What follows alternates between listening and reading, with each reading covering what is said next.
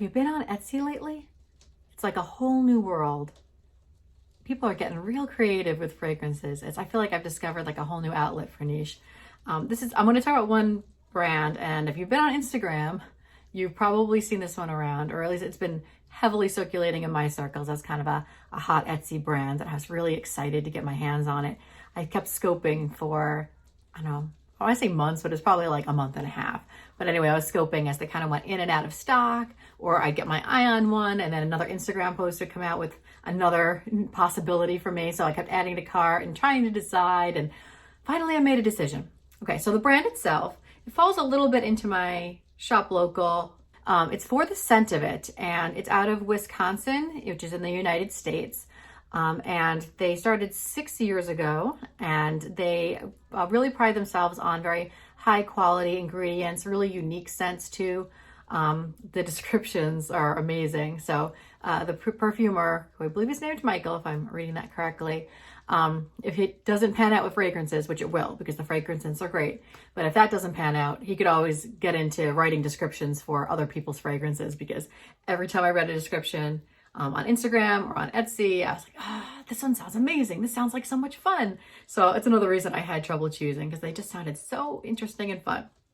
So the one that I ended up getting was Tobacco Pod. This winter, I have been super into tobacco fragrances, and I was looking for an alternative to Tom Ford's Tobacco Vanille, which I do like and has been just my go-to for tobacco, but I wanted to mix it up, so I was looking for something. So that's why I happened to pick this one. It arrived so fast. I want to say I ordered it on a Saturday and it came on Monday. It was bananas fast. And it came in this cute little green outfit along with 2 samples, which I will be talking about in a minute. So Tobacco Pod. So the notes here, just to pull it up, that's top notes, it just says spices. And then the heart of it's tobacco, Bulgarian tobacco absolute. And then the base is vanilla and cedarwood. So when I first sprayed this, it had a quality to it that reminded me of, I don't know, like hay. I think it was the woodiness that just, I've had rabbits in my past. So I've had some like wood chips. And for some reason, something about it just gave me just like the wood chip vibe. Like not necessarily just like a traditional woody, but just more of like a wood chippy kind of vibe. And then I've got the tobacco in there too, which I also thought was a deep tobacco, and I liked it. I didn't love that little wood chippy note on me in particular, but it dried down. And when it dried down, more of that vanilla started to emerge, and the woodiness kind of settled down, and I got more of the tobacco vanilla. And it's different than Tom Ford's tobacco vanilla. I think with Tom Ford, you get more, it's still kind of a smoky feel, but I would say it's more vanilla. And this one just have like a little sweetness to it, but I'd still say it still stays a pretty strong tobacco.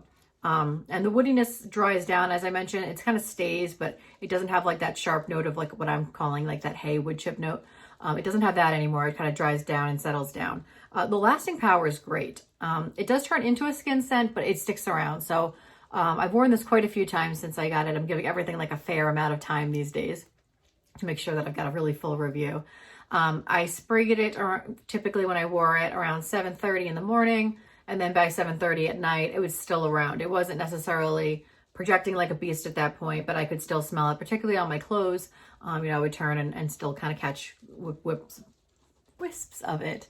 So yeah, the longevity on it was good. And the bottles are cute too.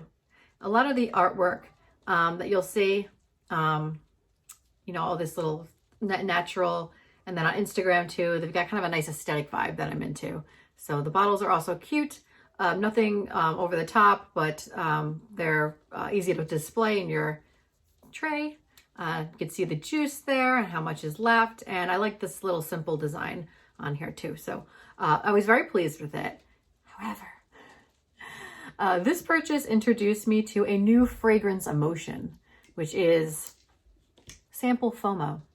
So I got 2 samples with this. I got Forbidden Fig and Wasteland Warrior, and I just sprayed Forbidden Fig too to give it more of a chance. So Forbidden Fig, if you like fig, I think you will like Forbidden Fig. I don't necessarily dislike fig, but it's not necessarily something I reach for. I think this might be a good mixer to add like a cool edge to some other of my fragrances. So I'm going to keep playing around with this one. It has like this like pulpy, so like the way like Bitter Peach for Tom Ford has like that slightly spoiled but kind of nice quality to it, like a rind or an essence of it. That's how I would describe this one. So if you really like fig and you wanted to go all in on that note, it has like a cool breaking down rindy kind of quality to it too. I like it. But the one I really want to talk about is Wasteland Warrior. And this was another like maybe for me when I was reading the Instagram posts and looking at Etsy. It was always kind of the maybe, but I was concerned it was going to go a little masculine. So the descriptions, which I mentioned, are great. So I'm just going to read right from the inspiration section of this one, and then I'll talk to you about the notes. So the inspiration, the idea for the scent began with the image of a post-apocalyptic wasteland. The sun has a darker hue, now blood orange in color, giving this new world an amber glow. I envisioned a lone cedar standing tall in this deserted land, rooted in the scorched earth, not only surviving, but thriving. The cedar tree represents nature's spirit to fight on, even in the midst of a destroyed world. So I decided against this one because I had like this Mad Max, image in my head. And I was thinking it's probably going to be like a little too masculine, for me. I do like unisex scents typically, and I've liked quite a few masculines, but I just thought maybe it was going to be much. But I got this sample, and the first time that I used it, I had already sprayed tobacco pod on myself. So I took paper and I just sprayed Wasteland Warrior and set it down in my office area and went about my day. And then later when I came back to my office, I'm like, what smells amazing in here? And I picked up the paper and I was like, oh, wow. Well, time to wear this on me. And so I sprayed it on myself. And throughout the day, I just kept getting whiffs going, is that me? What smells so good in here? Is that me? And it was Wasteland Warrior. It was not what I expected. There certainly is the scorch resins, particularly in the opening. It's a base note, but honestly, I get it particularly in the opening, but it dries down and you really get this vanilla. It's really warm, clings to you, vanilla amber, with just this touch of like fruitiness and spiciness to it. And something about it reminds me of Artemisia, which is, it's kind of funny because I describe Artemisia as like this vintage ballerina kind of vibes to it. And then Wasteland Warrior, I think they're going for totally opposite things, but something about it, something about the uniqueness, does remind me of Artemisia, and I've scanned the notes for both to try to pair this up to see what is kind of calling my name there. And they do have both vanilla and amber together, and citrus, but I mean, how many other perfumes have that? But anyway, something about it, except for I think I like the vanilla even better in Wasteland Warrior. I just really like how it envelops you and it projects.